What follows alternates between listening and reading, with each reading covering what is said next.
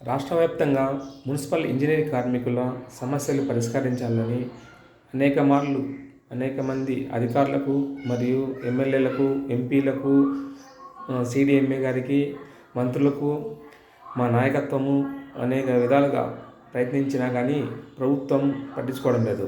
గత ప్రభుత్వం, వైసీపీ ప్రభుత్వం మున్సిపల్ ఇంజనీరింగ్ కార్మికులకు 15,000 వేతనం ఇచ్చి, పారిశుద్ధ కార్మికులకు మాత్రం 20,000 వేతనం ఇచ్చింది. ఇది చాలా దుర్మార్గమైన చర్య అని మేము చెప్తున్నాం.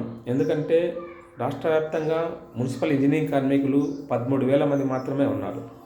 వారికి కనీస వేతనం 20,000 ఇచ్చినా కానీ వారి కుటుంబాల్లో పిల్లల చదువుకు కానీ మొదలగు దానికి పనికొస్తుంది. 15,000 వేతనం ఇస్తున్నారు, చాలీ వేతనం ఇస్తున్నారు. దాంట్లో ముఖ్యంగా ఇంజనీరింగ్ కార్మికుల్లో లైటింగు, వాటరు ఇప్పుడు నిరంతరం పనిచేసే వాళ్ళు హార్టికల్చర్లో దుమ్ము ధూళితో పనిచేస్తూ కార్మికులు అనారోగ్యం పాలవుతున్నా కూడా వాళ్ళు పనిచేస్తున్నారు. కానీ ఎందుకంటే చాలని వేతనంతోనే పనిచేస్తున్నారు. ముఖ్యంగా ఏంటంటే ఆప్కోస్ ఉద్యోగులు గవర్నమెంట్ ఉద్యోగులని చూపిస్తుంది. అది చూపించడం వల్ల సంక్షేమ పథకాలైన అమ్మఒడి, గ్యాస్ డబ్బులు మొదలగుడు ఏవి పడడం లేదు. ప్రభుత్వము, అధికారులు, ఎమ్మెల్యే మేడం గారు చొరవ తీసుకొని వీటన్నిటిపైన ఇంజనీరింగ్ కార్మికుల జీతాలు పెంచాలని మున్సిపల్ జిల్లా కమిటీ సిఐటిగా డిమాండ్ చేస్తున్నాం.